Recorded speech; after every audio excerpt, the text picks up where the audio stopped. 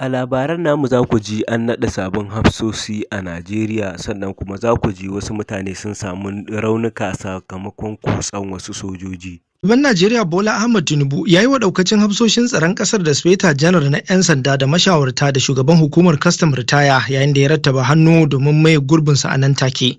Abdurrahman Gamba Ahmad na ɗauke da ƙarin bayani. Wannan na kunshe ne a cikin wata takardar sanarwa da ofishin sakataren gwamnatin tarayya ya raba wa manema labarai, ciki kuwa har da sashen Hausa na Radio France International. Sanarwar ta bayyana Manjo Janar CG Musa a matsayin shugaban hafsoshin tsaron Najeriya, sai kuma Manjo TA Lagbaja a matsayin shugaban sojin ƙasa, yayin da aka ayyana Real Admiral EA Oganla a matsayin wanda zai jagoranci sojojin ruwan ƙasar, inda kuma AVM HB Abubakar ke a matsayin sabon shugaban sojin sama. Mataimakin Sufeta Janar na kasar Kayode Egbetokun shi aka ayyana a matsayin Sufeto Janar na 'yan sandan Najeriya na riƙon ƙwarya. Kazalika shugaba Tinubu ya amince da naɗin Adeni Bashir Adewale a matsayin shugaban hukumar kwastam na riƙon ƙwarya.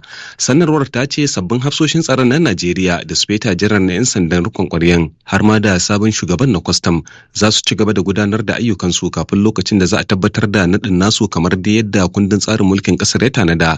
Kazalika shugaba Tinubu ya naɗa Nuhu Ribado a matsayin mashawarcinsa kan al'amuran tsaron ƙasa, yayin da ya naɗa Hadiza Bala Usman a matsayin mai bashi shawara ta musamman kan tsare-tsare. To a Najeriya kimanin maniyyata 15,000 ne ke fuskantar barazanar kasa sauke farali a shekarar bana sakamakon matsalar da ta dabaibaye kamfanin jigilar alhazan na Arik Air da kuma wasu matsaloli da suke kawo tsaiko wajen kwashe su alhazan, inda wasu daga cikin maniyyatan ke jiran tsammani a filayen tashi da saukar jirage da ke jihohin Lagos da kuma Abuja, kamar da za a ji cikin rahoton wakilinmu Muhammadu Kabiru Yusuf. Hutun asabar muke gurin nan, an ce mana Lahadi za mu tashi. Lahadi ta zo ta wuce, ga shi muna Litinin. Ga yanayi na ruwa, jiya ma mun ana ruwa a gurin haka muka dinga kama ga rana. Gaskiya kamata a musamman makomar mu gaskiyar magana, amma a kama azube mana gurin ba mu san me makomar mu ba. Gaskiya ba a mana adalci ba. Wata maniciya kenan ke bayyana korafinta, sai dai Alhaji Abdullahi Hardawa, kwamishina mai kula da jigilar alhazan na hukumar alhazai ta ƙasa, ya ce tuni suka samar da wani jirgi domin warware wannan matsala. Kamfanin jirgi na Arik ya samu matsaloli, amma hukumar alhazai ta ƙasa ta shiga cikin lamarin. A yanzu haka da nake baka labari, akwai kamfanin Max Air sun tura jirgin su wani sabo wanda suka samu kwanan nan.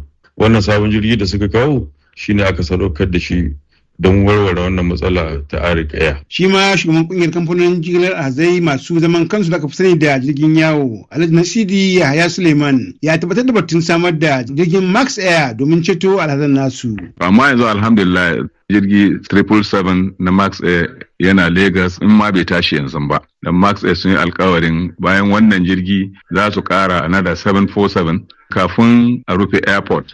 Kowa insha Allah zai tafi bi izalla. Ƙungiyar agaji ta ƙasa da ƙasa wato MSF ta bayyana damuwa akan yadda 'yan gudun hijira daga Sudan ke tururuwa zuwa ƙasar Chadi ɗauke da raunuka sakamakon yakin da ake ci gaba da gwabzawa a ƙasar.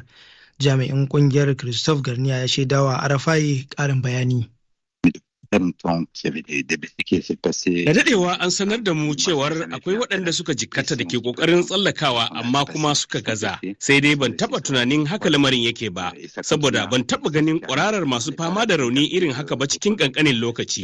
Yanzu haka mun zarce adadin mutane 800 da suka jikkata, kuma a cikin kwanaki 3 nan da suka gabata, kuma har yanzu suna ci gaba da ƙwarara. Akwai sama da mutane 400 da ke cikin mawuyacin hali, wasu ba sa cikin hayyacinsu saboda wannan rikici da suka gani.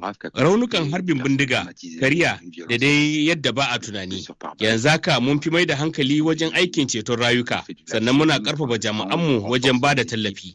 Abin da ya kamata mu fahimta shine a bangare ɗaya kuma muna samun 'yan gudun hijira da ba su da rauni, don ko a cikin kwanaki 5 da suka gabata wasu gwammai sun iso nan. Akwai mutane da dama da suka samu damar fita daga Darfur suka iso wannan sansani. Kakakin kungiyar likitoci ta ƙasa da ƙasa ta Medicine Sans Frontiers, Majalisar Ɗinkin Duniya ta ce kungiyar 'yan ta'adda ta IS ta baiwa mayakan ADF tallafin kuɗaɗe 'yan kwanaki kafin harin da suka kai kan wata makaranta a garin Umdowai na Uganda, inda suka kashe mutane akalla 41 a ranar Juma'ar da ta gabata. Wannan bayani na kunshe ne a cikin rahoton da Majalisar Ɗinkin Duniyar ke shirin wallafawa a makon nan kan binciken da ta gudanar dangane da alakar bayar da tallafin kuɗaɗe da ke tsakanin ƙungiyoyin na 'yan ta'adda guda biyu. Masu sauraro kada dai ku manta ku danna mana subscribe kana ku danna mana ƙararrawa domin samun shirye-shiryenmu da zarar mun ɗora.